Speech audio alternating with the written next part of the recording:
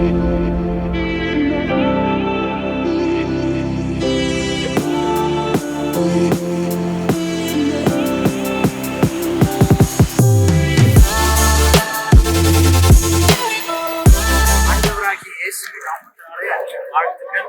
இப்ப நம்ம எங்க இருக்கோம்னு பாத்தீங்கன்னா காஷ்மீர் 3950 அடி உயரத்துல நம்ம நிக்கிறோம்.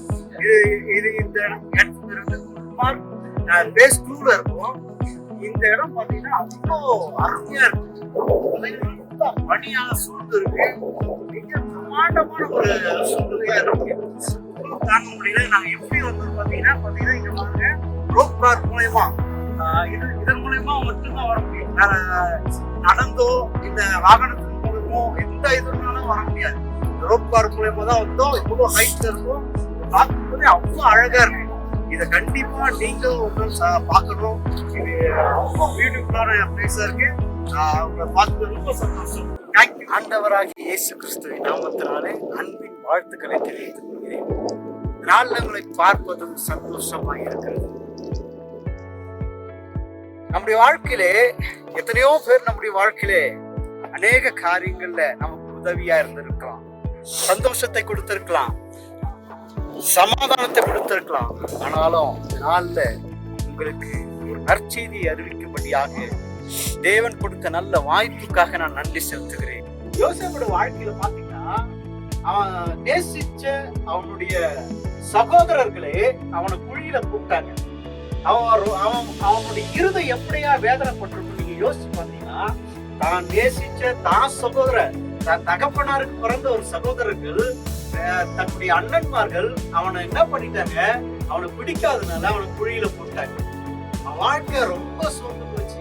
இனிமே நம்ம குழியில இருந்து வெளியே வர முடியாது, அவ்வளவுதான், நம்ம வாழ்க்கை முடிஞ்சிச்சு அப்படின்ற ஒரு சூழ்நிலையில தான் கர்த்தர் அவனை கரம் பிடித்து தூக்கினான்.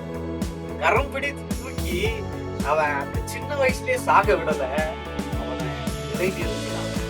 அந்த பட்டணத்திலேயே அவனை உயர்ந்த இடத்துல ராஜாவுக்கு அடுத்த ஸ்தானத்துல அவனை உயர்த்தினான். இதை கேட்டுக்கொண்டிருக்க அன்பு சகோதரனே, சகோதரி, உங்க வாழ்க்கையில நீங்க சோர்ந்து போய் அவ்வளவுதான், இனி என்னால முடியல, என்னால இனி சர்வே பண்ண முடியல, என் வாழ்க்கை முடிஞ்சிச்சு அப்படின்னு நீங்க நினைச்சீங்கன்னா, நீங்க அந்த உயிருள்ள தேவனை, ஆண்டவராகி இயேசு கிறிஸ்துவை மட்டும் கரம் பிடிச்சிங்க. நிச்சயமா குழியிலிருந்து அவனை காப்பாற்றின தேவன் உங்க வாழ்க்கையில இருக்க எல்லா பலவீனத்தில இருந்தோம், சோர்வில இருந்தோம், சாத்தானின் பிடியில இருந்தோம், பிசாசின் பிடியில இருந்தோம், எல்லா கட்டுகளில் இருந்தோம் உங்களை விடுதலையாக்கி, உங்களை மேன்மைப்படுத்த, உங்களை ஆசிர்வதிக்க, உங்களை உயர்த்த, எந்த ஜனங்கள் உங்களை வெட்கப்படுத்தினார்களோ அந்த ஜனங்கள் மத்தியிலே உங்களை ஆசீர்வாதமாய் வாழ வைக்க என் தேவனால முடியும். சோர்ந்து போவாதீங்க.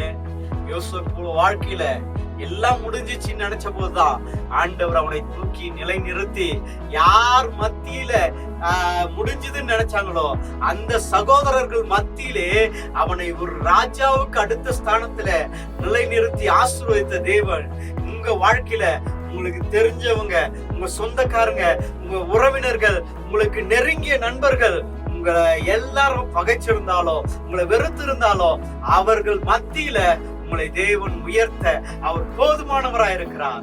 நிச்சயமா இந்த காணொளியை பார்க்கிற உங்க வாழ்க்கையில நிச்சயமா தேவன் உங்களை ஆசீர்வதிக்க அவர் போதுமானவராய் இருக்கிறார். நீங்க அவரை மட்டும் பிடிச்சுக்கிட்டாங்க போதும், நிச்சயமா உங்க வாழ்க்கை ஆசீர்வாதமா. தேங்க்யூ.